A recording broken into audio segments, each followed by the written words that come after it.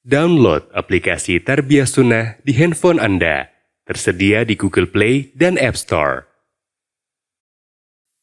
Bismillahirrahmanirrahim. Assalamualaikum warahmatullahi wabarakatuh. Alhamdulillahilladzi arsala rasulahu bil huda wa dinil haqq liyudhhirahu 'ala ad-dini kullihi walau karihal musyrikun. Wa asyhadu an la ilaha illallah wahdahu la syarika lah. Wa asyhadu anna Muhammadan 'abduhu wa rasuluh. Ya ayyuhalladzina amanu taqullaha haqqa tuqatih wa la tamutunna illa wa antum muslimun wa ba'd. Hadirin jamaah Masjid Agung Al-Ukhuwah yang Allah muliakan, para pendengar radio Tarbiyah Sunnah Bandung. Alhamdulillah kita kembali berjumpa dalam kajian Benteng Wanita Muslimah. Kajian ini dikhususkan bagi muslimah, tapi boleh ikhwan hadir. Salah satu benteng dalam kehidupan kita di dalam menghadapi badai ujian, cobaan, bahkan fitnah adalah tawakal kepada Allah. Karena lemahnya kita, rapuhnya kita sangat riskan tumbang di tengah hantaman badai cobaan. Kita butuh tempat bersandar yang kuat. Satu-satunya tempat bersandar hanyalah Allah Azza wa Jalla. Penyandaran kepada Allah inilah yang disebut dengan tawakal. Tawakal ini sikap yang menunjukkan kesadaran lemahnya diri, sekaligus juga kesadaran kuatnya, dahsyatnya, hebatnya tempat dia bersandar, yaitu Allah Azza wa Jalla.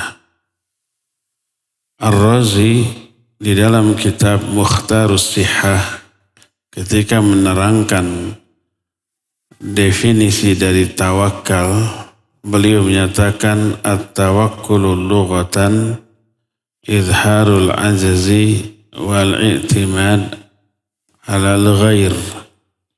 Secara bahasa, tawakal artinya menampakkan kelemahan diri dan bersandar kepada yang lain. Adapun secara istilah syar'i, tawakal artinya i'timadul qalbi 'alal wakili wahdah wa dzalika la yunaqidu harakatal badan bita'alluqi bil asbab fayakunu tafwidhu fima la wasi'a fihi wa la taqah.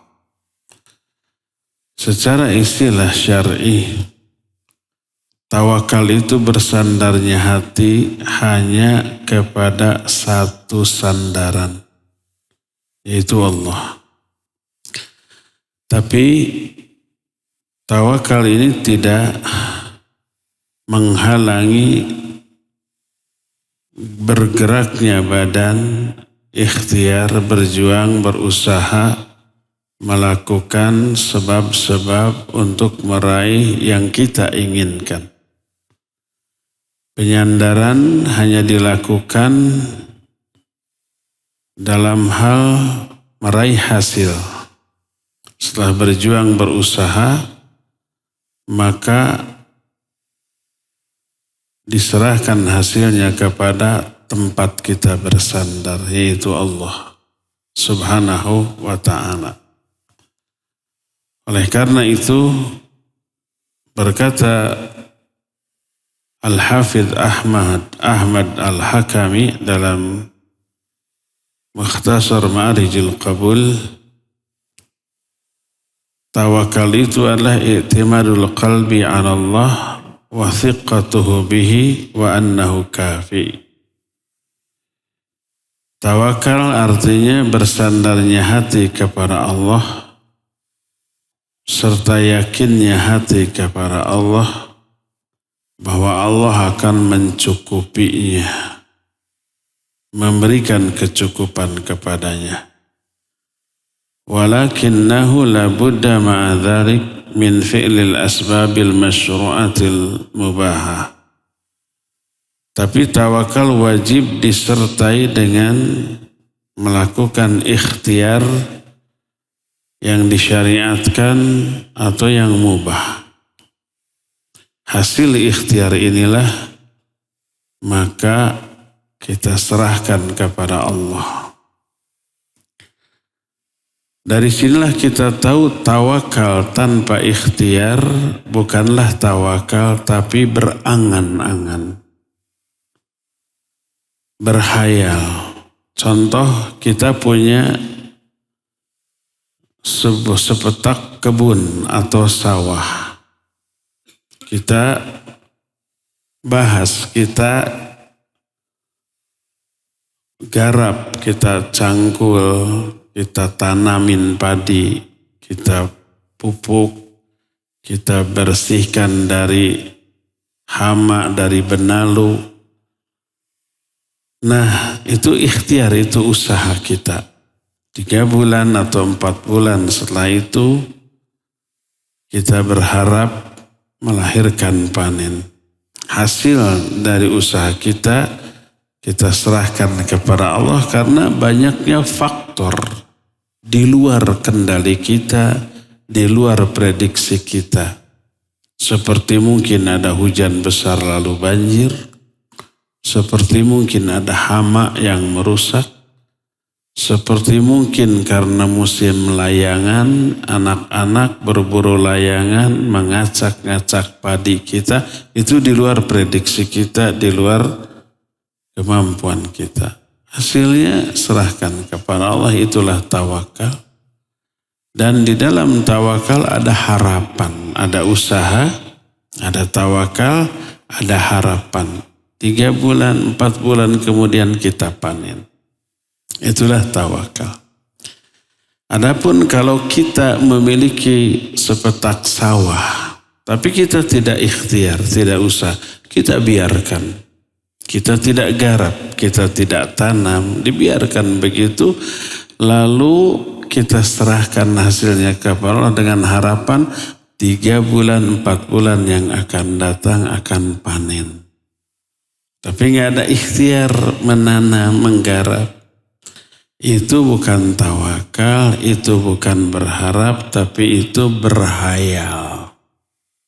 Bagaimana mungkin kita akan panen tanpa usaha, tanpa ikhtiar, tanpa melakukan sebab.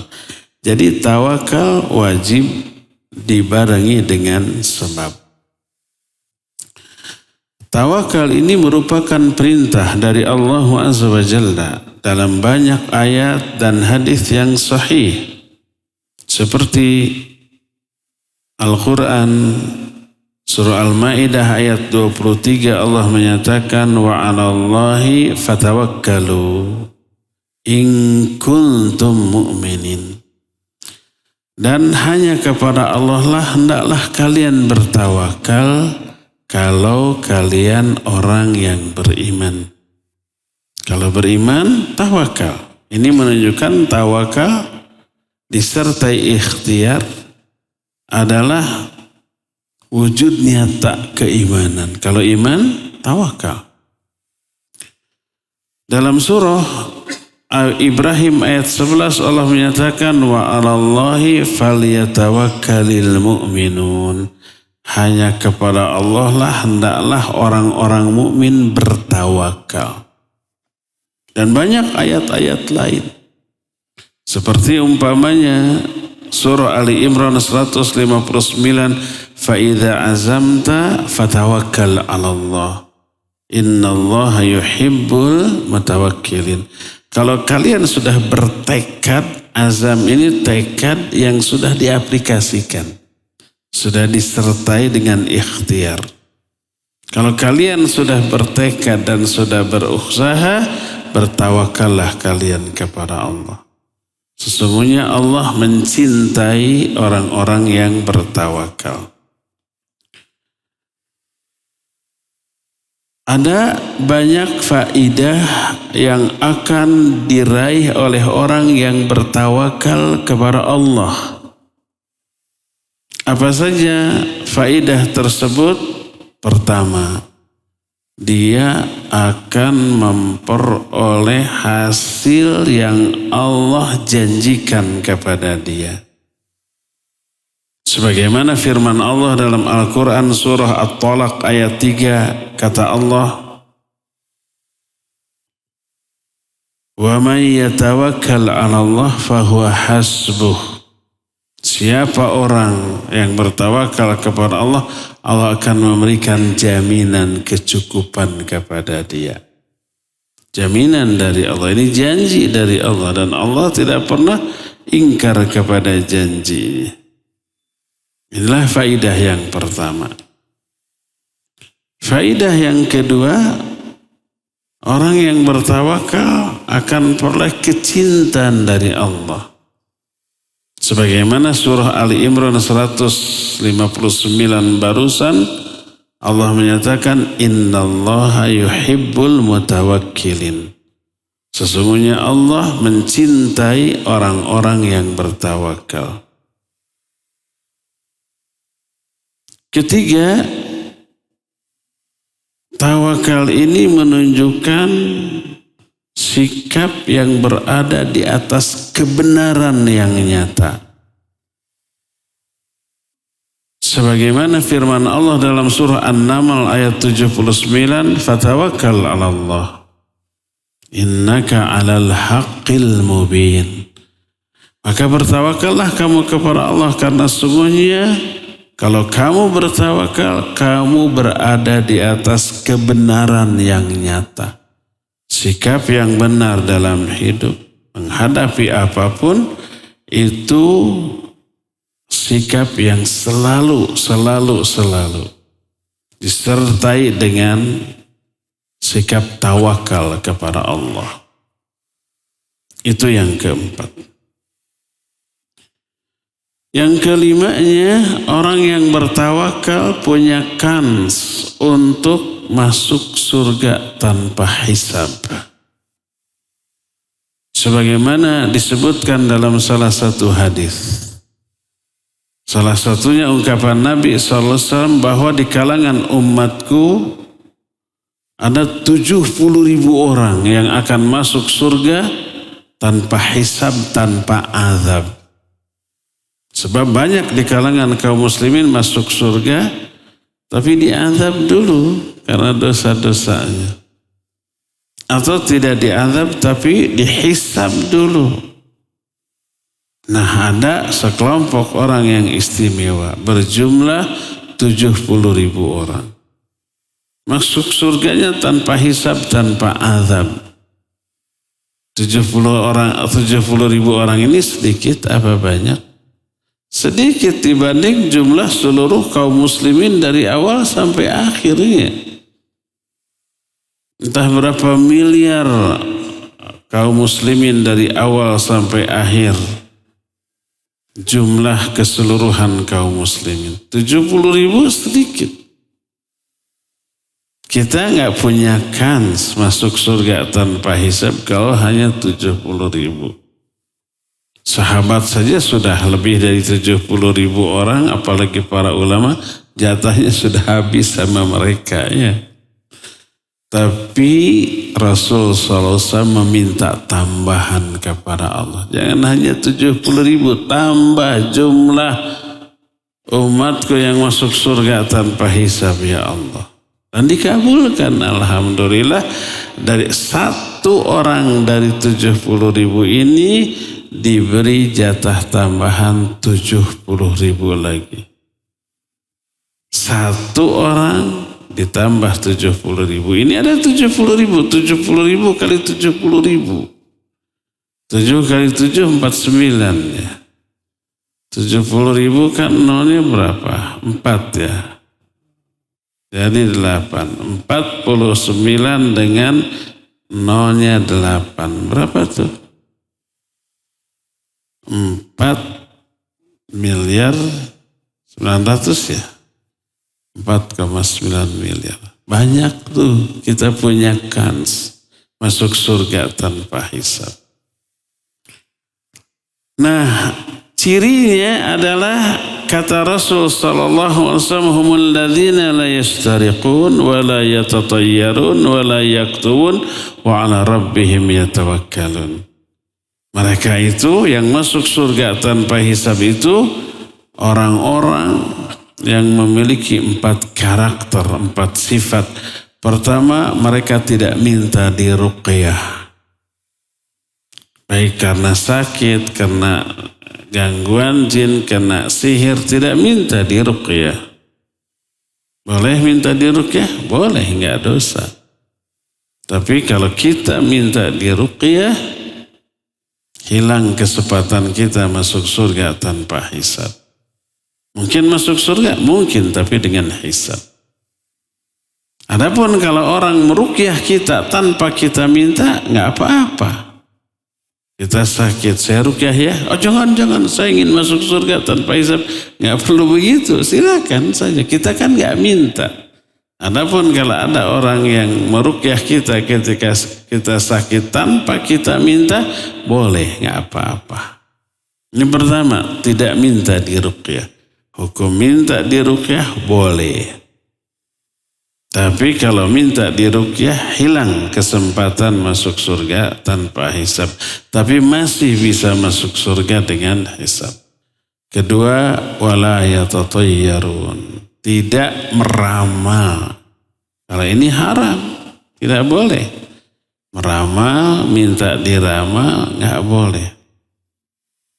Termasuk baca iseng-iseng, baca zodiak, horoskop, ramalan bintang, nggak boleh. Nih sekarang nih tanggal sekian bulan anu, bintang saya anu, dibaca. Kan sudah setiap minggu muncul horoskop ya.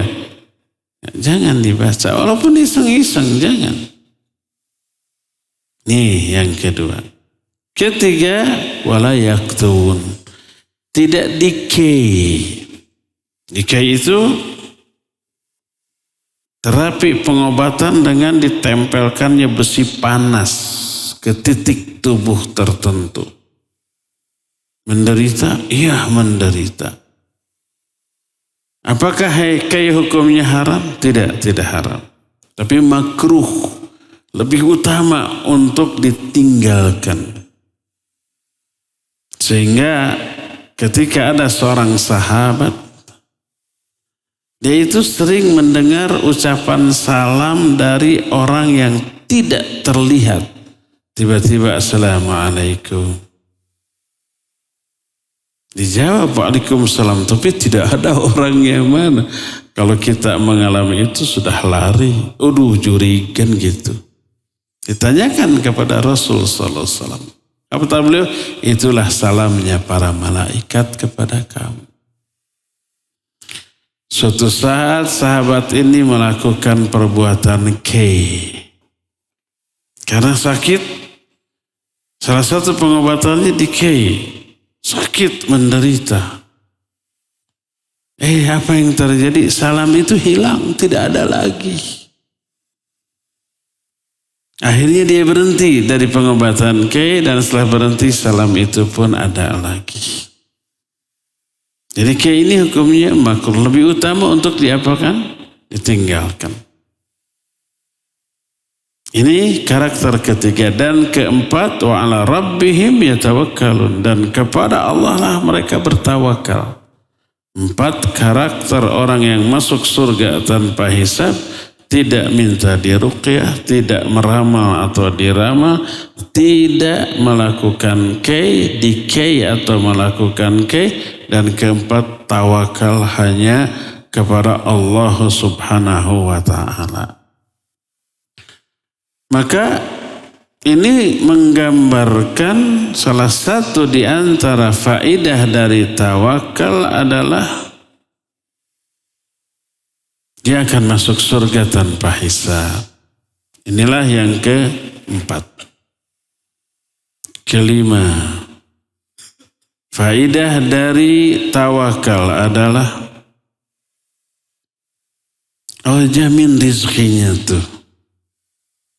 Pertama, tawakal ini wujud ketakwaan.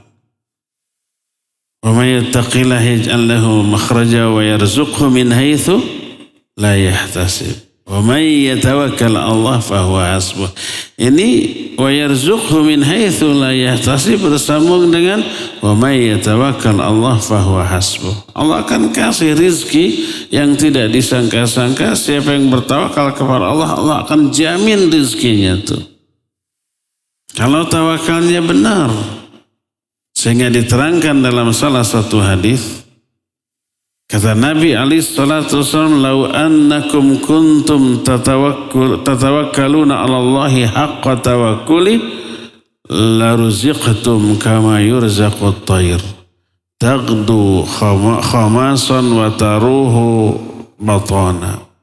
Seandainya kalian bertawakal kepada Allah dengan sebenar-benarnya tawakal, pasti kalian akan diberi rizki seperti diberi rizkinya seekor burung. Dia pergi dari sarangnya dalam keadaan perut kosong dan pulang dalam keadaan perut sudah buncit. Bukan perut ya. Burung teh apa namanya? Telih. Bahasa Sunda telih. Apa telih itu? Itu tempat penampungan makanan burung dalam tubuh apa? Yang di sini nyendol tuh. Tembolok. Nah, itu tembolok. Burung berangkat dari sarang keluar dalam keadaan lapar. Kosong temboloknya. Tapi Allah mudahkan untuk memperoleh apa? Memperoleh makanan. Ada biji-bijian, ada ulet-uletan tergantung jenis burungnya. Pulang ke sarang sudah dalam keadaan kenyang. Allah jamin rizkinya. Maka dari sinilah kita mengetahui salah satu faedah dari tawakal, dijamin rizkinya. Dan ini sudah tercakup dalam ayat tadi, wa may yatawakkal Allah fahuwa hasbuh. Siapa yang bertawakal kepada Allah, Allah cukupkan keperluan dia yang dia bertawakal kepada Allah dalam hal itu. Allah cukupkan. Nah, ternyata tawakal ini tidak hanya harus dilakukan dalam urusan dunia semata-mata, terlebih dalam urusan akhirat. Bahkan dalam urusan akhiratlah secara khusus tawakal diperintahkan oleh Allah Azza wa Jalla. Ayat yang ada dalam Al-Quran yang selalu kita baca minimal 17 kali dalam sehari semalam, di mukmin terbaik yaitu dalam sholat, iyyaka na'budu wa iyyaka nasta'in. Iyyaka na'budu, hanya kepada Engkau kami ibadah. Wa iyyaka nasta'in, dan hanya kepada Engkau kami minta pertolongan. Ini wujud nyata tawakal dalam perkara agama. Hanya kepada Engkau ya Allah kami ibadah, dan hanya kepada Engkau kami minta tolong kepadamu dalam menunaikan ibadah tersebut.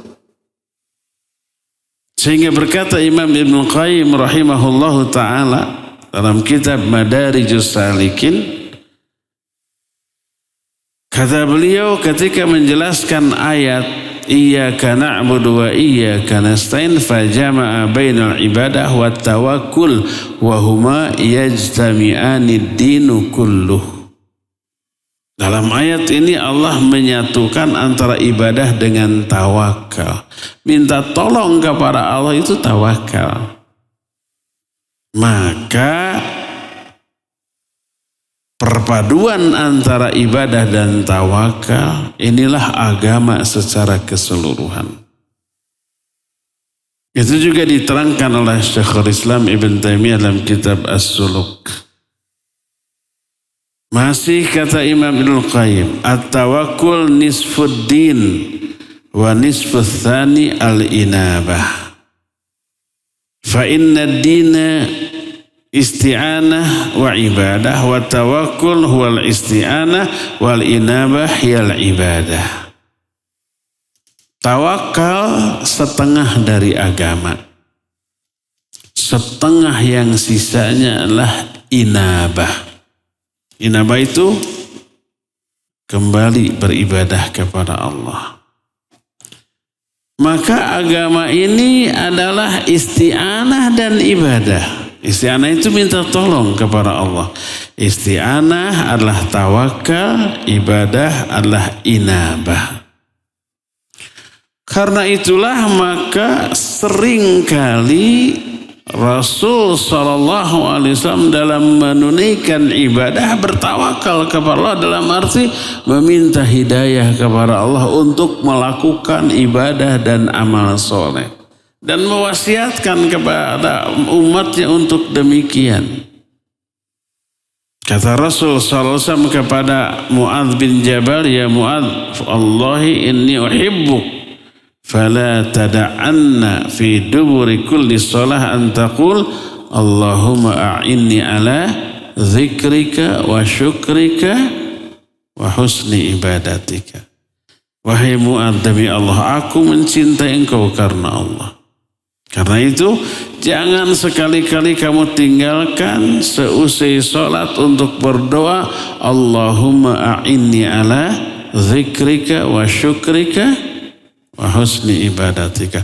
Ya Allah, tolong aku, minta pertolongan. Dalam hal apa? Ala zikrika, dalam berzikir kepadamu. Wa syukrika, bersyukur kepadamu. Wa husni ibadatika, dalam melakukan sebaik-baik ibadah kepadamu.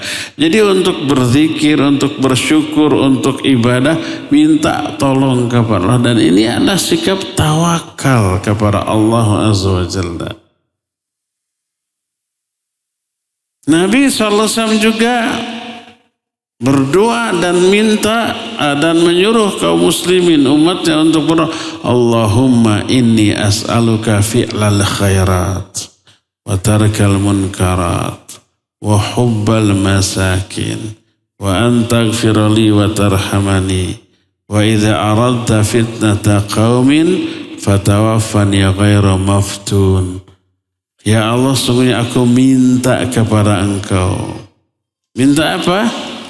Fi'lal khairat, hidayah, kemampuan untuk melakukan perbuatan-perbuatan baik. Watarkal munkarat, hidayah agar bisa meninggalkan semua yang mungkar. Wahubbal masakin, hidayah untuk bisa mencintai orang-orang miskin. Dan seterusnya tuh. Minta bantuan kepada Allah untuk melakukan ibadah dan amal soleh. Ini bentuk tawakal kepada Allah Azza wa Jalla. Dalam hal apa? Dalam hal ibadah. Bahkan dalam meraih kemuliaan akhlak juga beliau bertawakal. Minta hidayah agar akhlaknya dibaikkan, dimuliakan. Beliau berdoa, Allahumma hdini li ahsanil akhlaq. La yahdini li ahsaniha illa ant. Wasrif anni sayyaha. La yasrifu anni sayyaha illa ant. Ya Allah, berikan kepadaku hidayah untuk bisa meraih kemuliaan akhlak. Tawakal, minta kepada Allah. Karena tidak ada yang bisa menunjuki aku kepada kemuliaan akhlak selain engkau. Palingkan aku dari keburukan akhlak. Tak ada orang, tak ada sesuatu pun yang bisa memalingkan aku dari keburukan akhlak kecuali engkau. Dilihat, Nabi SAW bertawakal dalam menunaikan agama ini. Ketika Nabi SAW naik ke tempat tidurnya, sebelum tidur beliau berdoa. Isi doanya menunjukkan ketawakalan beliau dalam hidup beliau kepada Allah Azza wa Jalla. Salah satu doa yang beliau baca menjelang tidur, ini bagus doa ini dihafalkan, kemudian baca menjelang tidur. Allahumma laka aslamtu wa bika amantu wa alaika tawakkaltu wa ilaika anabtu wa bika khasamtu. Allahumma inni a'udhu bi'izzatika la ilaha illa an tudillani antal hayyul ladzi la yamut wal jinnu wal insu yamutun. Ya Allah, hanya kepada Engkau aku berserah diri. Ini sikap tawakal. Hanya kepada Engkau aku beriman. Hanya kepada Engkau aku bertawakal. Hanya kepada Engkau aku kembali. Hanya karena Engkau aku bermusuhan. Kita punya musuh dalam hidup pastilah ya. Orang-orang kafir pasti memusuhi kita gitu. Kita juga musuhi mereka. Tapi kita memusuhi itu karena Allah. Karena mereka durhaka kepada Allah, ingkar kepada Allah, memusuhi Allah, oleh Allah juga dimusuhi. Ya udah, kita jelas berada di pihak Allah. Memusuhi mereka berarti memusuhi karena Allah.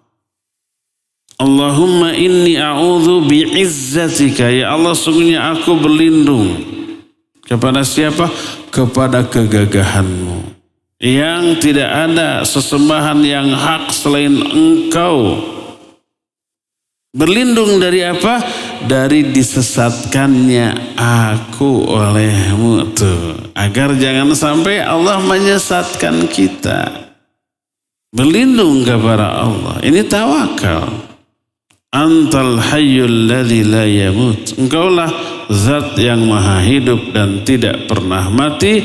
Al jinnu wal insu yamutun. Sedangkan jin dan manusia semuanya mati.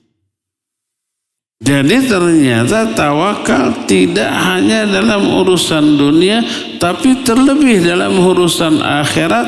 Karena tidak mungkin kita melaksanakan amalan akhirat tanpa pertolongan dari Allah, tanpa hidayah dari Allah, tanpa bimbingan dari Allah Subhanahu wa ta'ala. Berdasarkan hal itu, maka wajib kita memiliki sikap tawakal. Begitu tawakal kita miliki, terlindungilah kita dari berbagai macam keburukan. Tadi dijamin oleh Allah dicukupi.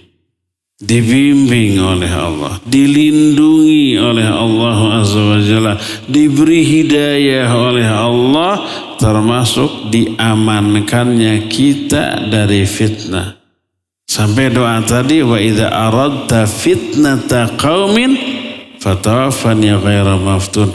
Kalau engkau menghendaki fitnah yang akan engkau timpakan ke suatu kaum, wafatkan aku dalam keadaan tidak terkena fitnah tersebut. Ini efek dari tawakal yang luar biasa. Tawakal dirinci ada beberapa jenis, ada 4 jenis tawakal.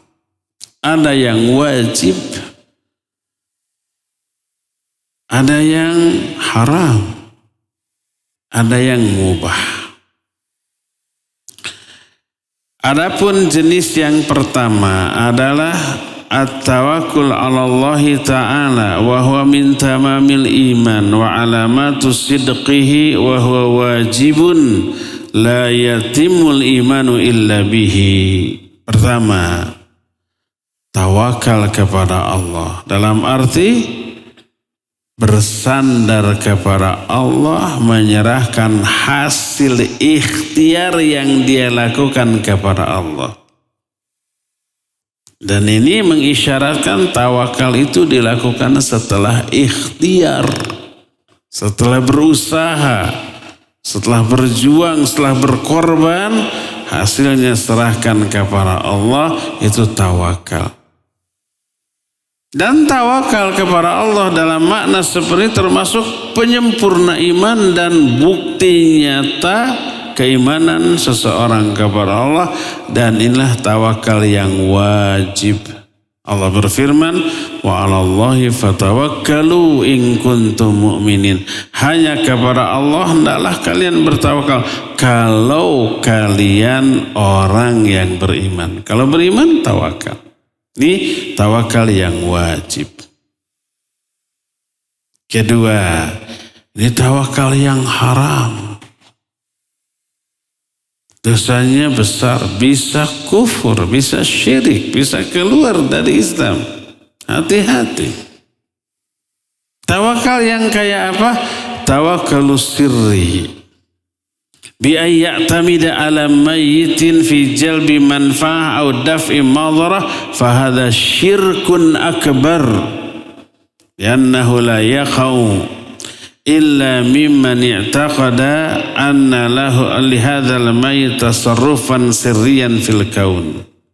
Wala farqa baina an yakuna nabiyyan aw waliyan aw taghutan aduwallahi azza wa jalla. Jenis yang kedua yang haram ini adalah tawakal sir. Sir itu tersembunyi, tidak kelihatan, tidak nampak, tapi ada. Tawakal sir ini apa? Yaitu seseorang yang hidup bersandar kepada orang yang sudah mati. Baik dalam hal meraih manfaat atau menolak madarat. Bersandar, menyandarkan harapan kepada orang yang sudah mati. Yang sudah mati ini mungkin gurunya, mungkin orang tuanya, kakek nenek atau orang tua, atau orang yang semasa hidupnya dianggap hebat, dianggap sakti mandraguna, atau orang soleh, wali Allah, atau bahkan nabi. Para nabi termasuk nabi kita Muhammad SAW, orang yang masih hidup menyandarkan harapannya kepada yang sudah mati, baik dalam hal meraih manfaat. Semoga kalau saya ziarah ke kuburan ini, si penghuni kubur ini bisa melancarkan rezeki saya, karir saya, membuat dagangan saya laris manis, membuat saya cepat laku dapat jodoh. Dalam hal meraih manfaat atau menolak madarat. Semoga kalau saya ziarah ke kuburan si fulan ini, penyakit saya bisa sembuh. Atau ada wabah, saya bisa terselamatkan dari wabah ini. Atau kalau gempa, semua bangunan yang lain runtuh, bangunan saya mah enggak. Nah, dalam hal menolak madarat, bersandar kepada orang yang mati, maka ini syirik besar. Kenapa? Karena ini tidak mungkin terjadi kecuali bagi orang yang memiliki keyakinan bahwa si mayit memiliki power, kekuatan, kemampuan untuk mengatur kehidupan orang yang hidup di alam dunia ini. Padahal tidak memiliki apapun. Yang memiliki hal itu hanya siapa? Hanya Allah Azza wa Jalla. Yang mengatur rizki kita Allah, yang mengatur jodoh kita Allah, yang mengatur karir kita juga Allah Azza wa Jalla. Semua di tangan Allah. Ala lahul khalqu wal amru. Ingat, milik Allah lah semua makhluk dan semua urusan, keputusan, kejadian Allah yang tentukan. Ma asaba min musibatin fil ardi wala fi anfusikum illa fi kitabim min qabli an nabra'aha. Tidak ada kejadian yang terjadi di muka bumi atau kejadian yang menimpa diri-diri kalian kecuali semua di tangan Allah. Allah sudah catatkan itu di sebuah kitab Lauhul Mahfuz sebelum kami menciptakan alam jagat raya ini. Pengatur kehidupan Allah. Alhamdulillahirabbil alamin. Segala puji bagi Allah yang menjadi Rabb bagi seluruh alam. Salah satu makna Rabb yang mengatur kehidupan di alam itu hanya Allah. Makhluk nggak bisa. Kalau ada keyakinan si mayit yang sudah mati bisa melancarkan rezeki saya, bisa memudahkan jodoh saya, bisa memudahkan, menggampangkan karir saya, maka berarti kita meyakini ada makhluk yang sudah mati yang memiliki andil di dalam mengatur alam jagat raya ini. Dan ini syirik besar, syirik di bidang rububiyah. Maka tawakal seperti ini haram, tidak boleh. Yaitu bertawakal kepada yang mati. Baik dalam meraih yang manfaat atau menolak hal yang madarat. Inilah jenis tawakal yang kedua. Tawakal yang ketiga. Ini bisa makruh, bisa haram. Minimal makruh tuh. Bisa juga haram. Itu apa? At-tawakkul 'alal ghair. Fima yatasarrafu fihi al-ghair ma'a syu'ur bi'uluwi martabatihi wa inhitati martabatil mutawakkil anhu. Misal ay ya'tamida alaihi fi husulil ma'ash wa nahwihi fahadha naw' min asyirkil asghar liquwwati ta'alluqil qalbi bihi wal i'timadi alaihi. Ketiga, tawakal dalam arti berharap bersandar kepada orang lain. Tapi orang lain ini mampu memberikan apa yang kita harapkan. Mampu memberikan apa yang kita inginkan. Tapi dalam hatinya ada perasaan tingginya kedudukan orang itu, rendahnya kedudukan kita. Maka akibatnya dia ini menghinakan diri di hadapan orang itu. Tak mustahil mengabaikan syariat demi meraih apa yang kita inginkan dari orang tersebut. Seperti umpamanya kita meminta pekerjaan, meminta makanan, meminta uang, meminta dunia kepada orang lain. Orang itu bisa memberikan apa yang kita minta, apa yang kita harapkan. Tapi berakibat kita merendahkan diri di hadapan dia. Kita menganggap dia itu levelnya di atas kita. Akibatnya apa? Apapun yang dia perintahkan, kita taati. Walaupun melanggar syariat. Kata orang tersebut, kamu kalau mau kerja saya, cukur tuh jenggot. Kalau kamu mau kerja saya, itu jangan ngatung tuh. Dituruti, melanggar syariat. Ini syirik kecil. Ini dosa besar. Walaupun syirik kecil, dosanya besar. Nanti kamu boleh istirahat jam 1. Sebelum jam 1 nggak boleh istirahat. Sholat kamu boleh jam 1. Jumatan udah jangan. Sholat zuhur diturut. Ini syirik kecil. Ini tawakal seperti ini minimal makruh kalau tidak melanggar syariat. Kalau melanggar syariat ini dosa besar dan diharamkan. Kalau sampai pada level itu ya. Amma law i'tamada alaihi ala annahu sababun wa anna Allah ta'ala huwa alladhi qaddara dhalika ala yadihi fa inna dhalika la ba'sa bihi. Idza kana al-mutawakkil alaihi atharun sahihun fi husulihi. Adapun kalau seseorang meyakini orang lain itu hanya sebab, Dan Allah yang menentukan. Dan kita tidak merendahkan diri di hadapan Dia. Tidak menganggap Dia itu levelnya di atas kita dalam hal kemuliaan. Kita berharap dan orang itu bisa memberi tapi tidak merendahkan diri. Kalau dia menyuruh sesuatu yang haram, enggak mau. Boleh kamu kerja ke saya asal cukup saja. Enggak mau, enak saja. Lebih baik tidak kerja sama kamu. Boleh kamu nanti kerja sama saya, tapi nanti istirahatnya jam 1, sholat enggak boleh pas zuhur, pas azan. Enggak mau, hak Allah harus didahulukan. Jadi dia tidak melanggar syariat demi memenuhi keinginan orang tempat kita bersandar tadi, maka ini boleh, tidak apa-apa. Kalau bersandarnya kita kepada Dia tidak menjerumuskan kita ke dalam yang haram. Inilah jenis tawakal yang ketiga. Keempat, ini yang mubah, dibolehkan.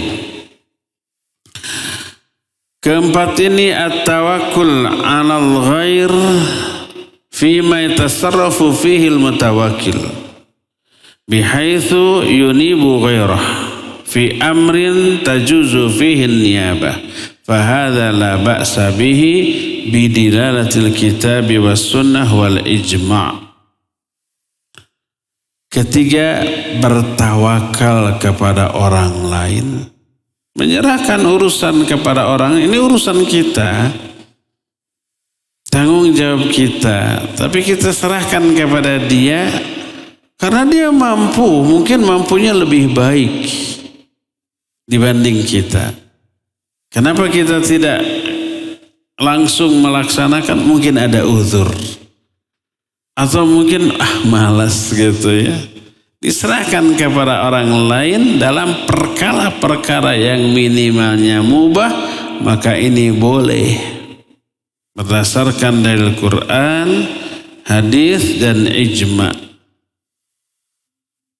Contoh, Nabi Yakub alaihissalatu wassalam bertawakal kepada anak-anaknya dalam hal mencari berita Yusuf dan saudaranya Binyamin. Ketika Nabi Yusuf sudah jadi penguasa di Mesir, tapi bapaknya dan saudaranya belum tahu. Disuruh untuk meminta bantuan di masa pacaklik sama anaknya yang paling bungsu. Anaknya ditahan oleh Nabi Yusuf, direkayasa gitu. Nabi Yakub sudah sepuh, sudah tua, nggak bisa datang sendiri, diwakilkan kepada anak-anaknya. Berfirman Allah dalam surah Yusuf ayat 87, ya baniya idhabu fatahassasu min Yusuf wa akhi. Wahai anakku, sekarang pergilah kamu, cari berita tentang Yusuf dan selamatkan saudaranya, adiknya. Ini tawakal. Menyerahkan urusan dan menyandarkan hasilnya kepada anak-anaknya dalam perkara yang dibolehkan. Ya, boleh. Termasuk Nabi SAW menyerahkan kepercayaan kepada orang-orang tertentu. Untuk apa? Untuk melaksanakan firman Allah, yaitu menarik, mengumpulkan zakat, infak, sedekah gitu ya. Tidak beliau yang langsung menyuruh orang. Setelah terkumpul disuruh orang menjaga. Seperti Abu Hurairah disuruh menjaga zakat fitrah yang berupa makanan. Terus datang orang nyuri. Ternyata orang itu siapa? Jin. Setan dari kalangan bangsa jin. Nabi SAW mempercayakan, bersandar kepada orang tersebut dalam hal menarik zakat, menjaganya dan membagikannya atas perintah Allah. Allah menyatakan, khudh min amwalihim shadaqatan. Ambil dari harta-harta mereka sebagai sedekah. Dan pelaksananya Nabi tidak langsung terjun, tapi menyuruh orang untuk ngambil sedekah itu. Ini tawakal. Dengan arti menyerah, mempercayakan urusan dan menyandarkan hasil dari urusan ini kepada orang lain. Termasuk berkata Ali bin Abi Thalib radhiyallahu an, amarani Rasul sallallahu alaihi wasallam an aquma ala budni. Rasul SAW memerintahkan aku untuk melaksanakan penyembelihan kurban. Nabi SAW waktu itu haji. Ali tidak. Nabi SAW menyuruh Ali, kamu urus kurban saya. Saat itu Nabi berapa kurban? 100 ekor unta. Boleh nggak kita kurban dengan lebih dari 1 ekor kambing? Jempol, bukan boleh lagi, bagus. Kalau kita mampu, jangan hanya 1-2 ekor, 10 ekor, 100 ekor boleh. Nabi SAW juga begitu. Aku diperintah oleh Rasul SAW untuk melaksanakan menyembelih kurbannya.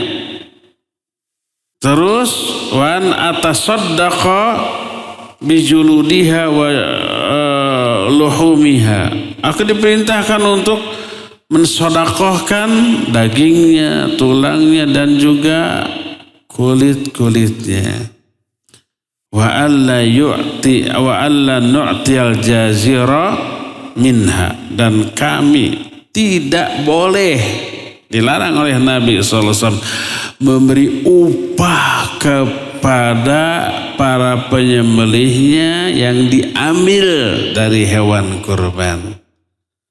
Orang yang menyembelih, menguliti, menyincang, dan seterusnya nggak boleh dikasih upah dari daging kurban tersebut.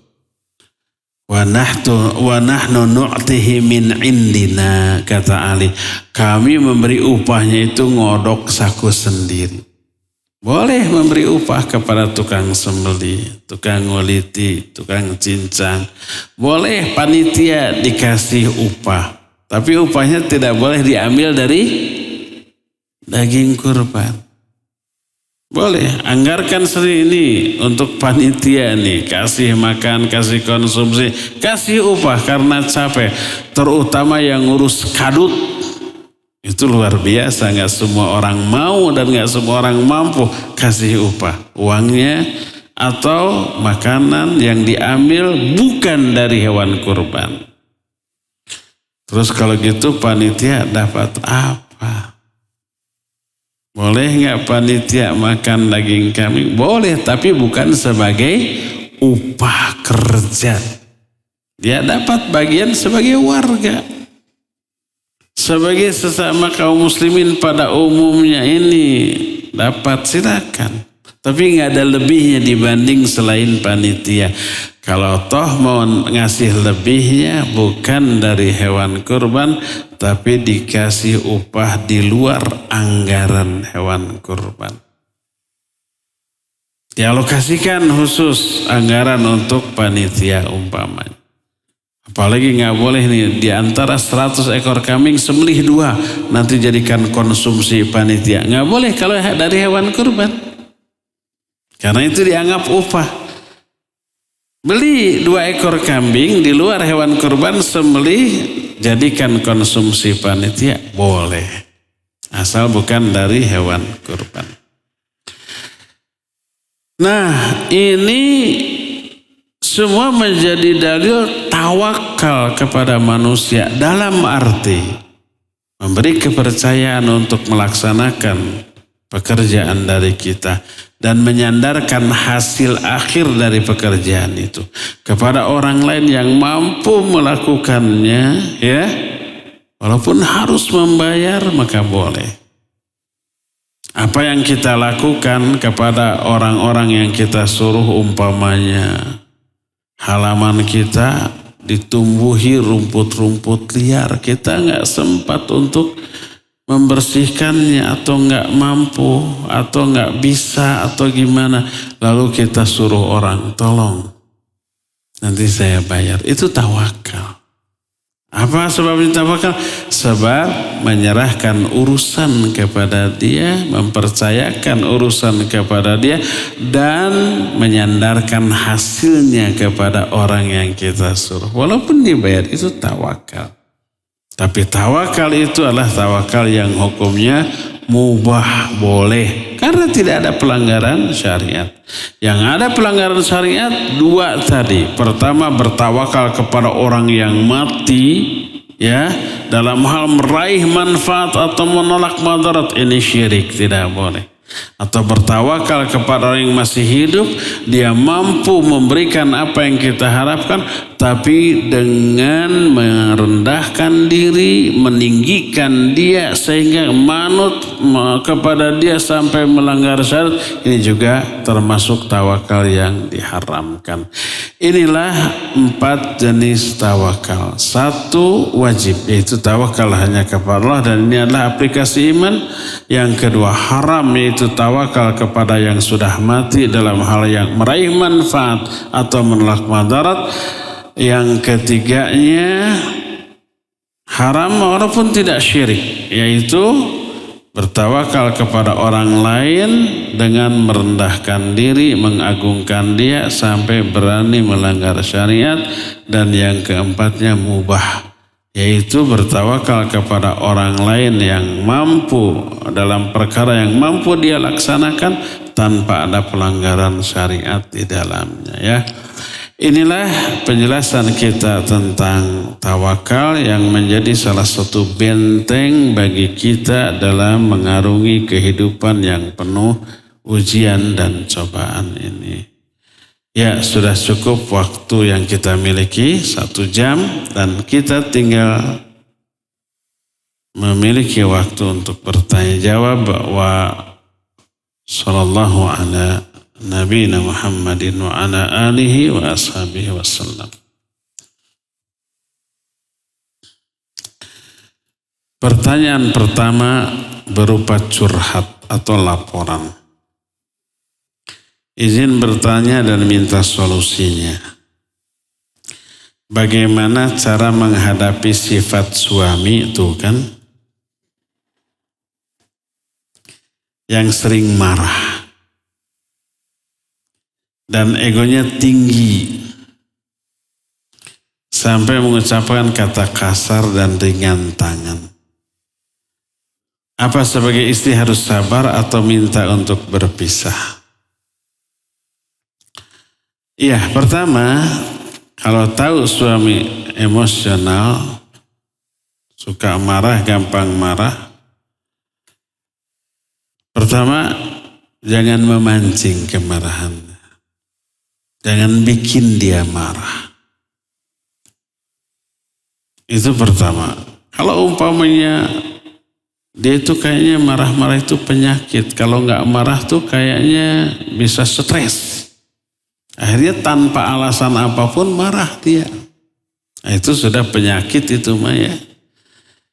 Nah, jadi cara menghadapinya pertama jangan bikin dia marah. Kedua, kalau sudah kadung dia marah, cepat-cepat redakan.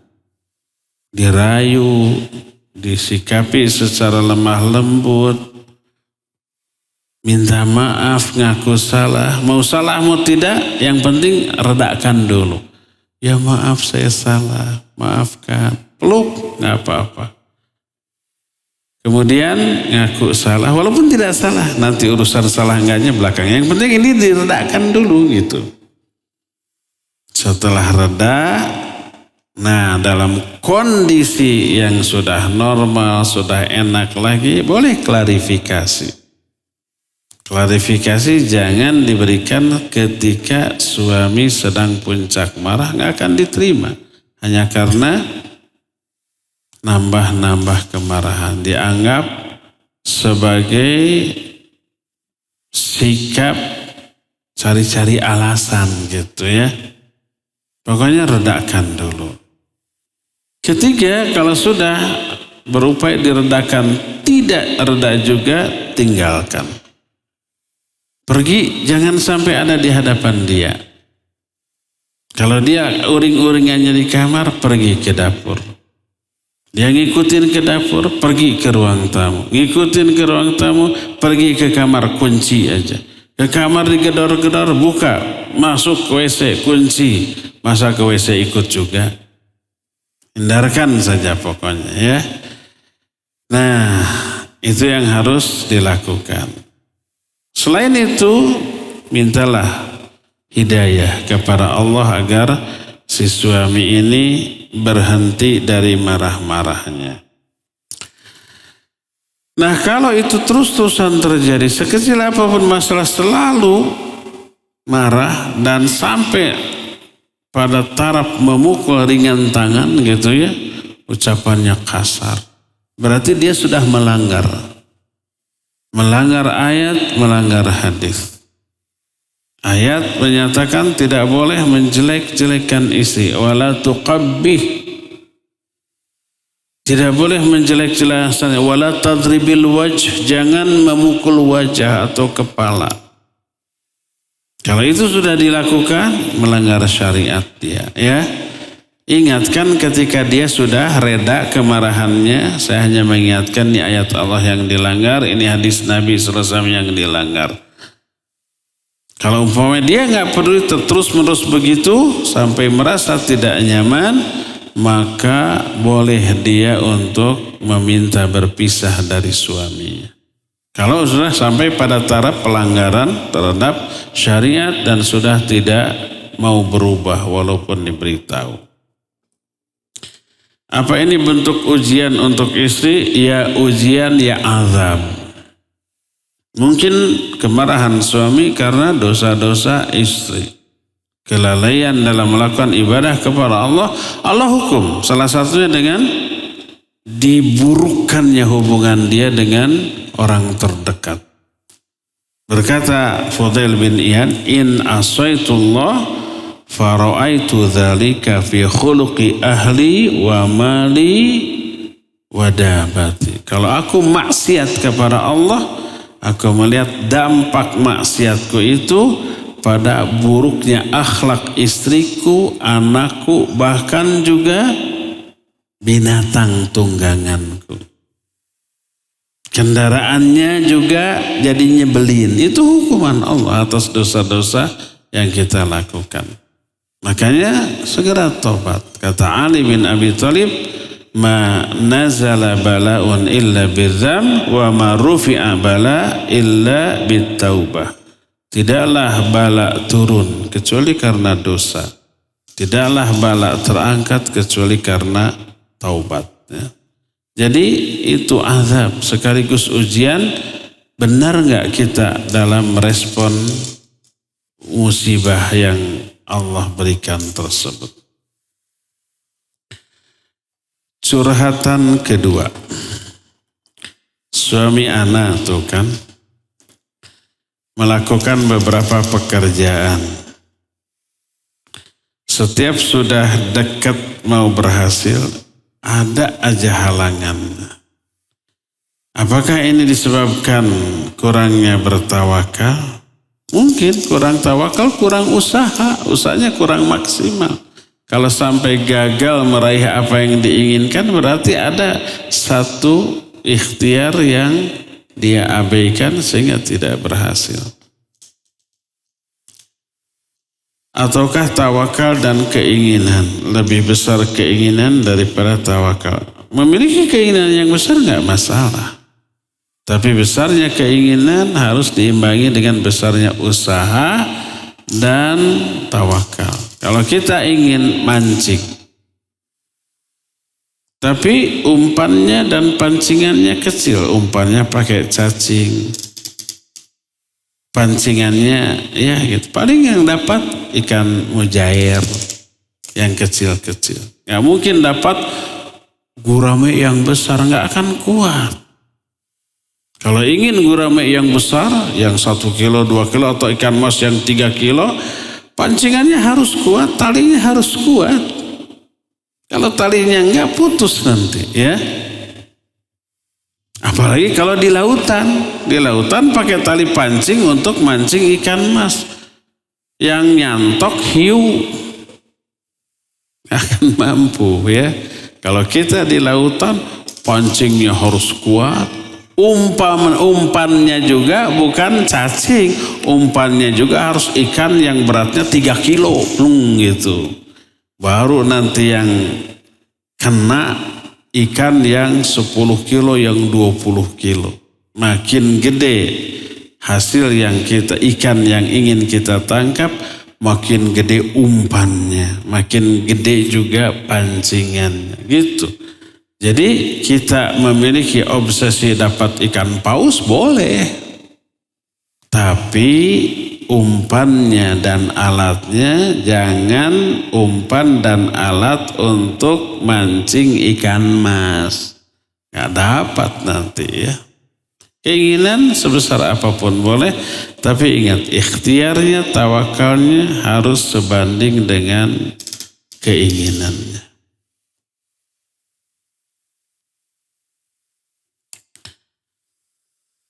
Mana yang lebih utama bila suami, curhatan ketiga.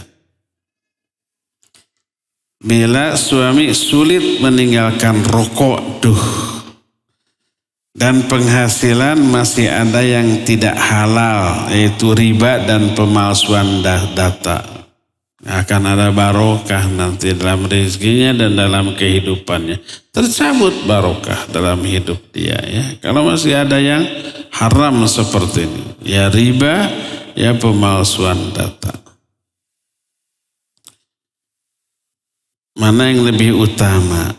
Bila suami sulit meninggalkan rokok, pekerjaannya masih haram, sementara penghasilannya itu dimakan oleh anak dan istri. Apakah tawakal dan bertahan lebih utama dan lebih besar pahalanya, atau lebih baik berpisah? Hasilnya tuh kenapa harus milih pisah terus ya? Istri memiliki penghasilan yang insya Allah halal. Taib, barakallahu fiik. Kalau istri punya penghasilan yang halal, haram bagi dia menerima harta yang haram dari suami. Kalau dia punya penghasilan, maka tidak boleh. Nih uang dari saya 10 juta, ini hasil riba, hasil memanipulasi data. Istri haram menerima, enggak. Ini haram, saya enggak mau makan. Anaknya juga jangan dikasih makan dari yang haram. Kalau dia punya. Kecuali kalau istri nggak punya pekerjaan, murni tergantung suaminya, boleh. Walaupun tahu itu haram. Tapi sekedar untuk memenuhi kebutuhan pokoknya saja, jangan lebih. Kebutuhan yang sekunder, yang tersier, jangan. Cukup untuk makan. Kalau memang haram. Ya, tapi kalau punya seperti ini, istri memiliki penghasilan yang halal, nggak boleh. Terus apa atus suami? Maka tugas istri mendakwahi suami. Kalau terus-terusan didakwahi tidak, ya, dan ini pelanggaran yang besar terhadap syariat. Riba itu ngajak perang kepada Allah dan Rasul. Kalau suami sudah nyata-nyata melanggar apa yang Allah larang, mengabaikan kewajiban yang Allah perintahkan, sudah didakwahi tidak, itu sudah cukup jadi alasan khulu, meminta cerai dari suami yang seperti itu ya.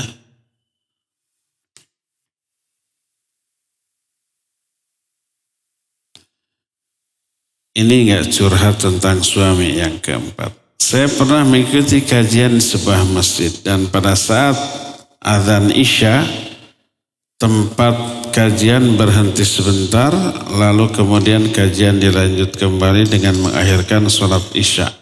Bagaimana hukum dan keutamaan? Bagus, boleh. Karena Isya lebih utama untuk diapa? Diakhirkan. Asal berjamaah ya. Kalau umpamanya jamaahnya di awal, kita mah sendiri aja nanti diakhirkan, nggak boleh.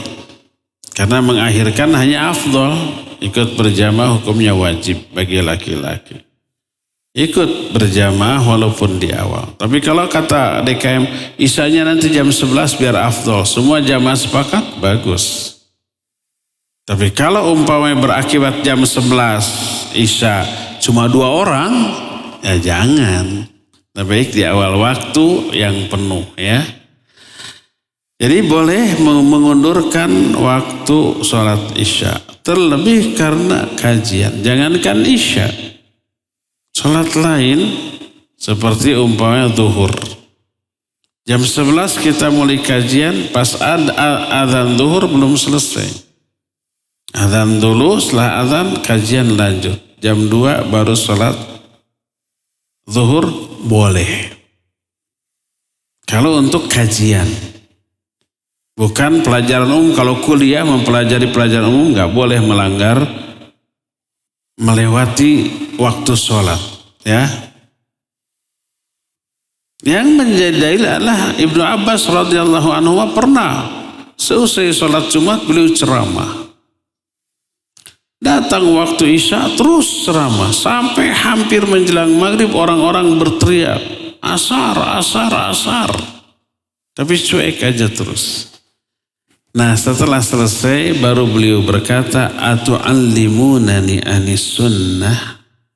Apa kalian mau mengajari aku tentang sunnah? Jadi Ibnu Abbas lebih tahu tentang sunnah Nabi SAW dibanding para muridnya dari kalangan tabi'in.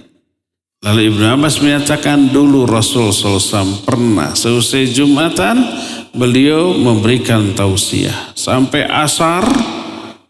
Azan asar, beliau lanjut terus sampai orang-orang teriak asar, asar, asar. Nah setelah beres menjelang sebelum maghrib baru beliau menyuruh qomat lalu sholat asar. Dan ini dijadikan dalil oleh para ulama boleh menunda waktu sholat demi kepentingan belajar agama, kajian boleh, ya. Boleh, bukan utama. Tapi kalau ini dilakukan menimbulkan madarat, jangan. Tapi kalau kasusnya seperti ini, maghrib kita sholat lalu kajian, pas isya adzan aja dulu, selesai isya lanjutkan kajian setengah jam atau sejam, setelah itu isya berjamaah, boleh. Tidak apa-apa dan tidak berdosa.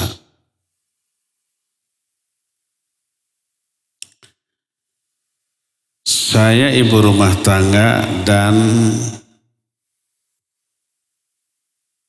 LDM apa LOM, tinggal berjauhan dengan suami. LDR atau ya namanya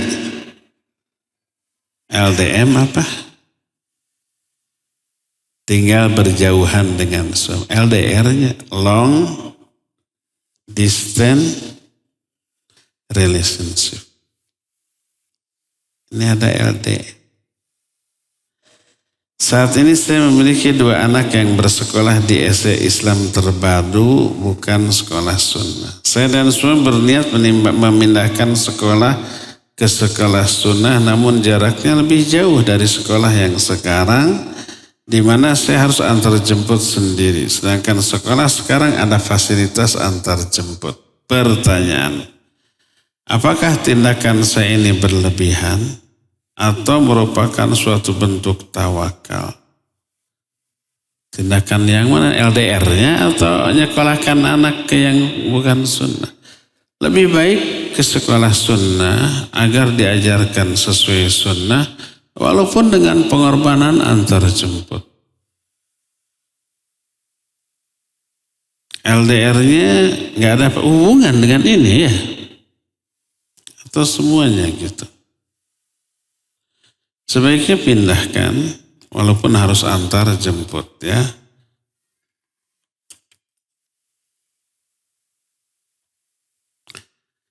Beberapa bulan yang lalu teman saya pertama kali mengikuti kajian Pak Ustadz di sini di Al-Ukhuwah. Di pintu masjid ada akhwat yang menegur karena teman saya masih pakai jilbab pendek dan itu membuat teman saya tersinggung. Kan? Teman saya kapok dan sampai hari ini tidak mau lagi diajak kajian ke sini. Cari itu akhwat yang negurnya itu.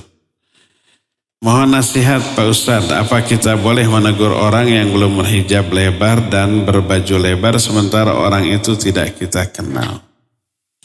Menegurnya harus amar ma'ruf nahi munkar, cuma caranya. Jangan sampai menyinggung. Bukan menegur tapi membimbing. Sering saya jelaskan akhwat nih, ikhwan juga. Terutama panitia. Atau akhwat-akhwat senior yang sudah tahunan ngaji. Tunjukkan kemuliaan akhlak kepada orang yang baru ngaji. Kalau ada akhwat baru, ikhwan baru, kelihatan dari sikapnya canggung, celingak-celinguk, samperin dengan ramah, senyum, nyamankan dia. Uhti assalamualaikum, cipika-cipiki biasanya kan. Siapa namanya, dari mana, selamat datang, nyamankan saja. Walaupun jilbabnya masih jilbab gaul. Walaupun dandanannya masih seperti orang awam. Bibirnya merah gitu ya. Terus alisnya hitam pakai spidol. Pokoknya dandan. Jangan singgung dulu itunya. Ilmunya belum sampai kepada dia. Nyamankan dulu. Buat dia betah. Kalau tahu umpama memberitahu jilbabnya kecil, ini jilbabnya bagus, merek apa, lebih bagus lagi agak lebaran panjang. Tapi kalau umpamanya, kamu ini mau dugem, mau apa ke sini? Kok pakai begitu pakaiannya? Wah, udah tersinggung. Nyamankan dulu. Kalau toh mau menegur dengan bahasa yang enak. Ini kainnya kedung ini bagus. Bagus lagi kalau umpamanya tambah lebar nanti. Ya. Ingat-ingat ukhti yang sekarang bercadar. Ingat-ingat pertama kali datang ke sini juga begitu kan?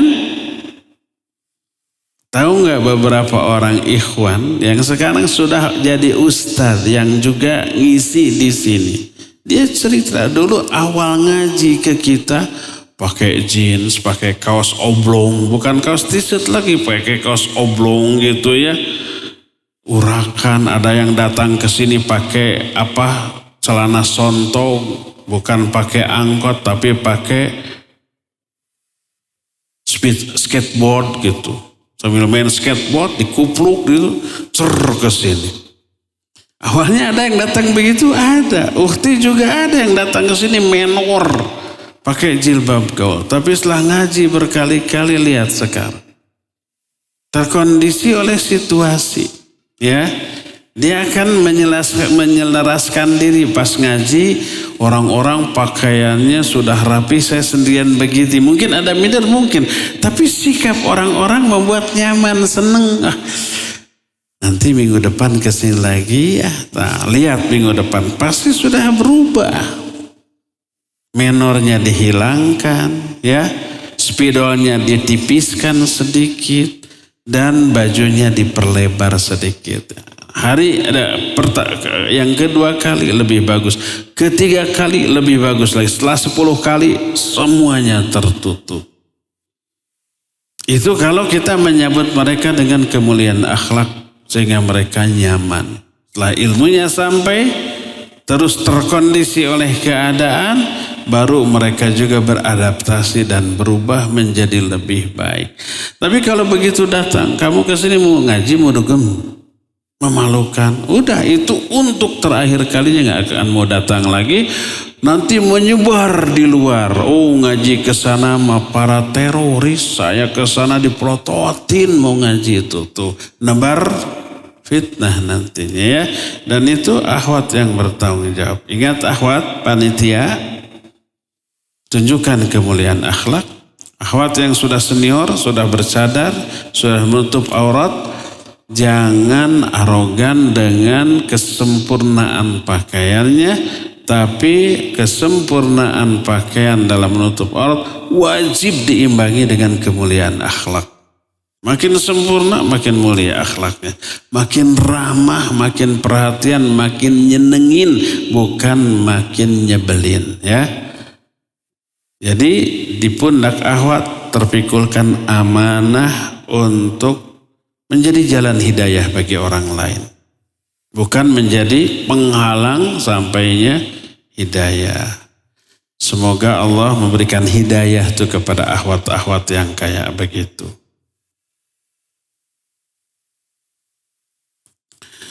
Bagaimana mentobati dosa melalaikan puasa wajib Ramadan? Bagaimana cara mengganti puasa tersebut? Kalau kita tidak ingat berapa jumlah hari yang harus diganti dan apakah amalan pengganti apabila hutang puasa tersebut belum terbayar keburu meninggal. Kalau kita tidak saum karena ada uzur, sakit, safar, atau haid, atau nifas, wajib diqadha, wajib diganti sebanyak hari-hari yang dia tidak saum. Adapun kalau tidak saum Ramadannya sengaja karena hawa nafsu, dia tahu harus saum tapi karena hawa nafsu dia nggak mau saum. Itu nggak bisa tergantikan oleh qadha walaupun saum seumur hidup. Nggak terhapus dosanya. Maka tidak ada qadha bagi orang yang secara sengaja meninggalkan saum, sengaja meninggalkan sholat, nggak ada qadha. Sholat ada qadha kalau ada uzur. Kalau tidak ada uzur sengaja ditinggalkan karena hawa nafsu, itu dosa besar. Juga saum. Terus apa yang harus dia lakukan? Tobat. Apa tobatnya? Ya sudah, berhenti dari meninggalkan saum. Saum lagi ya. Menyesal, bertekad tidak mengulang kembali. Sudah hanya itu. Banyak-banyak istighfar, banyak bertaubat, banyak melakukan amal ibadah, amal soleh, kebaikan, menjauhi semua larangan. Hanya dengan cara itu insya Allah dosa meninggalkan sholat sengaja, dosa meninggalkan saum sengaja itu bisa terhapus insya Allah. Nggak ada amalan pengganti selain tobat. Di tempat tinggal saya masih lekat dengan kebid'ahan. Dan suami saya otomatis sering terlibat karena ia ketua RT. Tuh.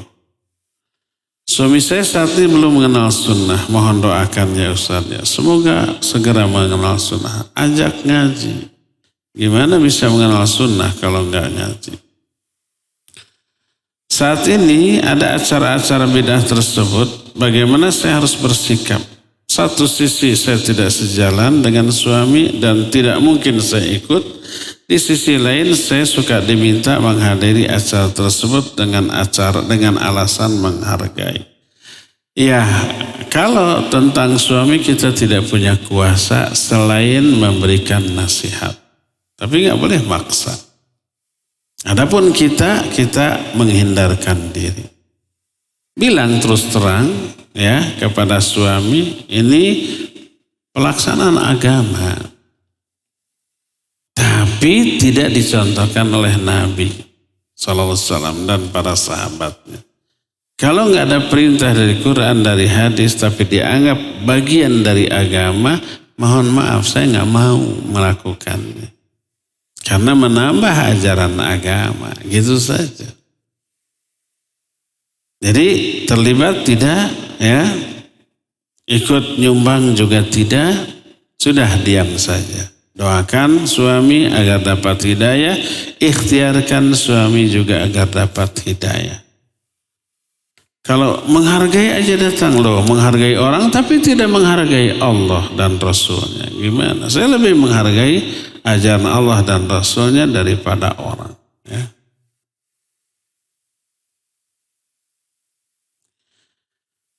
Apakah kita termasuk orang yang tidak bersyukur dan tidak qanaah bila dalam setiap doa dalam sujud ketika sholat minta dilimpahkan rezeki yang halal sedangkan kita sudah dijamin rezekinya, dan ada yang minta doa supaya bisa pergi umroh bersama ustaz tanggal 25 Desember. Oh, ana minta doanya. Oh. Ya, meminta rizki, ikhtiar mencari rizki diperintahkan. Walaupun rizki kita sudah dijamin, tidak berarti kita pasif, enggak. Dijamin plus ikhtiar untuk memperolehnya. Allah menyatakan فَإِذَا قُضِيَتِ الصَّلَاةُ فَانْتَشِرُوا فِي الْأَرْضِ وَابْتَغُوا مِنْ فَضْلِهِ. Kalau kamu sudah selesai sholat, bertebaranlah kamu di muka bumi, cari rizki Allah oleh kamu. Disuruh mencari rizki. Dan berdoa minta rizki tidak dilarang. Bahkan dalam sholat yang wajib ada doa minta rizki. Kapan? Ketika duduk di antara dua sujud. Rabbighfirli warhamni, salah satunya warzuqni. Boleh meminta rizki, boleh meminta dunia. Asal kita niatkan kalau sudah diperoleh, ini akan jadi bekal untuk kebahagiaan akhirat. Dikeluarkan zakatnya, infaknya, sodakohnya, pakai haji, pakai umroh, dan seterusnya. Dan untuk itu semua perlu rizki, perlu uang. Untuk bisa membangun masjid perlu uang. Membantu pesantren, madrasah, membantu dakwah perlu uang. Dan kita tidak punya minta kepada ya Allah, limpahkan kepada saya rizki agar saya bisa memberi kontribusi kepada dakwah. Agar saya bisa ikut andil dalam pembangunan masjid, pondok pesantren dan seterusnya, agar bisa menyantuni fakir miskin dan anak-anak yatim. Itu untuk kebahagiaan akhirat. Boleh minta rizki, boleh mencari rizki, dan itu diperintahkan, ya. Tidak bertolak belakang dengan tawakal. Ya, semoga yang bertanya ini nanti bisa Allah mudahkan untuk berangkat umroh nanti ya bersama saya tanggal 25 Desember. Bukan dalam rangka Natalan, bukan. Hanya jadwalnya aja pas jam segitu. Bagi ikhwan dan akhwat yang ingin umroh bersama saya, nanti saya akan ada jadwal umroh tanggal 25 Desember. Setahun di sana ya. Dari tahun 2024 sampai 2025, setahun. Berangkat Desember, pulang Januari nanti. Semoga Allah mudahkan. Apabila kita takziah, kemudian disuguhi makanan minuman oleh keluarga mayit dan dipaksa disuruh makan minum, apakah boleh kita makan dan minum di keluarga mayit? Kalau yang menyediakan makan minum itu adalah keluarganya dan dia repot dengan itu, maka tidak boleh. Tapi kalau yang menyediakan itu bukan keluarganya, umpamanya ada tetangganya, RT RW mengkoordinir, yuk kita siapkan makanan minuman untuk para tamu yang ngelayat. Jadi pribumi keluarga si mayit nggak ikut repot-repot. Sudah disediakan air minum mineral sekian dus, ada 9, 10, 11-nya juga. Orang yang dari jauh datang kehausan, disuguhi oleh air minum itu boleh. Yang tidak boleh adalah makanan itu disiapkan oleh keluarga mayit. Maka itu yang tidak boleh ya. Adapun kalau yang menyiapkan makanan minuman adalah orang lain untuk membantu, maka dibolehkan. Apalagi tidak di rumahnya. Umpamanya dari rumahnya ke kuburan agak jauh. Di sepanjang jalan menuju kuburan, orang-orang menyiapkan makanan minuman gratis untuk yang mengantar. Oh bagus itu. Seperti umpamanya Ustaz Yazid rahimahullah ketika meninggalkan ribuan orang. Nah orang-orang karena baik mereka menyiapkan makan minum gratis di sepanjang jalan. Boleh itu.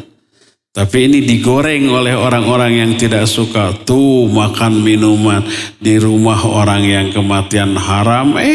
Mereka melakukan sendiri. Padahal kasusnya nggak begitu ya. Yang haram itu kalau keluarga si mayit yang masak, menyediakan, repot-repot, berpayah-payah menyuguhi, itu yang tidak boleh. Adapun kalau makanannya disuplai oleh tetangganya berlimpah untuk keluarga mayit lebih dari cukup, sisanya juga banyak, boleh orang yang melayat itu ikut makan minum dari makanan tersebut, ya. Wallahu a'lam. Bila kita diberi hadiah berupa makanan atau barang, jilbab atau mukena dari keluarga mayit yang melakukan kegiatan tahlilan, harus dibagaimanakan? Sama seperti tadi, ya. Pertama, kalau itu dari orang lain boleh. Kedua, nah sekarang bagaimana kalau kita tidak hadir tapi kita dikirim? Ada yang begitu? Ada. Jadi datang dikirim, ini dari mana? Dalam rangka apa? Sebenarnya nggak perlu bertanya begitu. Ambil, makan, sudah beres. Tapi kadang-kadang kita itu curigaannya apa? Dari mana? Oh ini 40-an gitu ya. Iya, boleh kita makan. Hukum asal makanan tersebut halal dan boleh dimakan. Karena yang terlarang makan minum di rumah orang yang kematian. Nah sekarang dikirim. Kita tidak datang tapi dikirim. Boleh? Boleh. Kalau kita bukan seorang yang menjadi panutan umat. Hukum asalnya halal dan boleh dimakan. Tapi kalau kita menjadi orang yang menjadi panutan umat, yang sikap kita menjadi dalil bagi orang lain, lalu orang salah paham, oh Ustadz Anu juga dikirim dari yang kematian dan dimakan, oh berarti boleh kita menghadirinya. Akhirnya salah paham, maka jangan. Bukan karena haramnya makanan tersebut, tapi karena dalam rangka menghindarkan kesalahpahaman, ya. Jadi hukum asal loh. Tapi kalau kita bukan siapa-siapa, mau dimakan mau tidak, orang nggak terpengaruh, ambil dan makan saja, ya.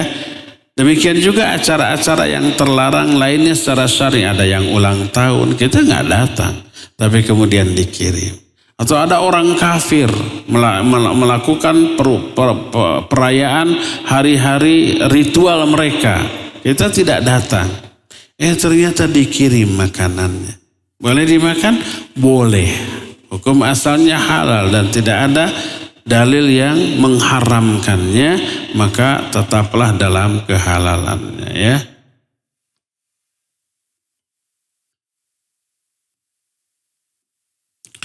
Anak saya rutin memberi makan kucing liar di sekitar kompleks. Bakal datang lagi tuh, coba. Sehingga kucing-kucing itu menetap di lingkungan kompleks. Yang menjadi masalah mereka jadi BAB di rumah-rumah tetangga. Saya minta anak-anak untuk tidak memberi lagi kucing-kucing makanan. Apakah saya berdosa melarang anak karena takut terkena ancaman mengganggu tetangga? Kalau nggak kita makan, mereka BAB-nya di WC gitu. Mereka BAB-nya di tempat pembuangan sampah gitu. Enggak, tetap saja dah mereka mah. Enggak mikir ke sana mau dikasih makan atau tidak oleh kita, BAB-nya tetap di mana-mana, kan gitunya. Jadi tidak ada hubungan, ya. Atau kalau kita enggak kasih makan, mereka tidak BAB, ya pasti BAB lah, ya. Tempatnya di mana nggak bisa kita atur. Kita kasih makan atau tidak, mereka BAB-nya tidak bisa kita atur. Nggak ada pengaruhnya. Jadi bagus memberi makanan binatang, bagus. Berilah makanan kepada mereka, ya.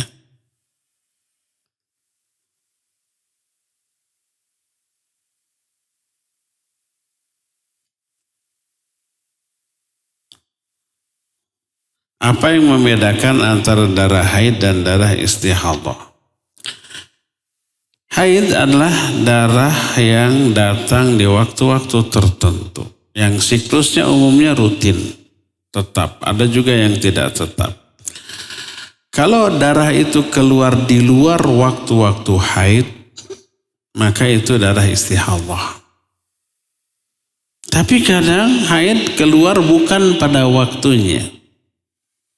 Haid bisa keluar karena banyak faktor. Faktor kelelahan, faktor psikis, faktor makanan, kan gitu ya.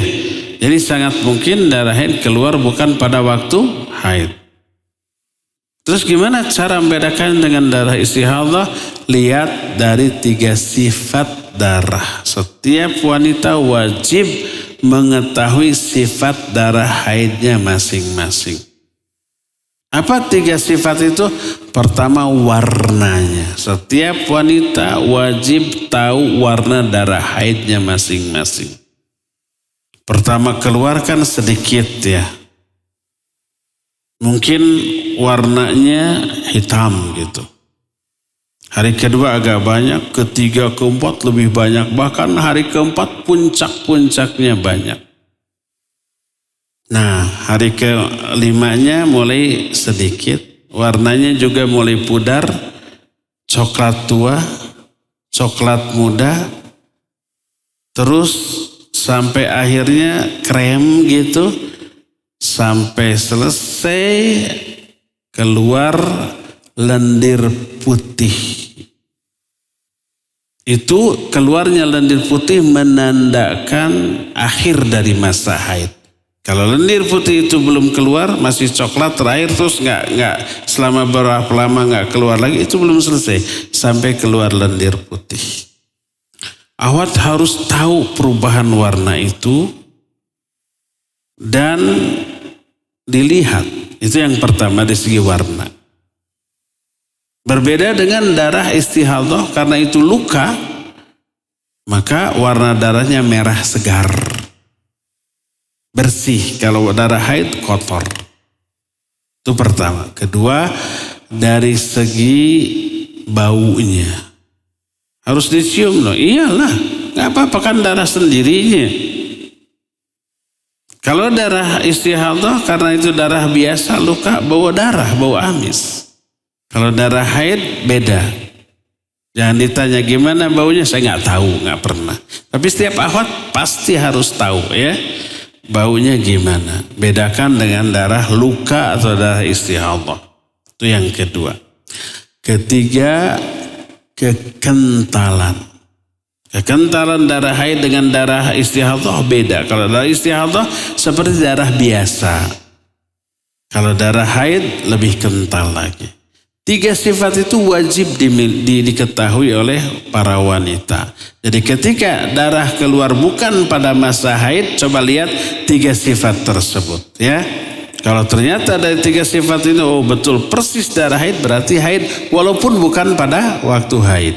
Karena haid sangat mungkin keluar bukan pada waktunya, dipengaruhi oleh stres, kondisi psikologisnya, oleh kelelahan, oleh makanan dan seterusnya. Mungkin keluar sebelum waktunya atau pengaruh obat gitu, sakit minum obat bisa berpengaruh kepada siklus haid ya. Maka satu-satunya cara yang paling valid untuk membedakannya adalah lihat sifat darah tersebut dari 3 aspek tadi. Wallahu a'lam. Sudah zuhur, sampai di sini insyaallah kita ketemu lagi hari sebulan yang akan datang. Subhanakallahumma bihamdik asyhadu an la ilaha illa anta astaghfiruka wa atubu ilaik walhamdulillahi rabbil alamin. Wassalamualaikum warahmatullahi wabarakatuh.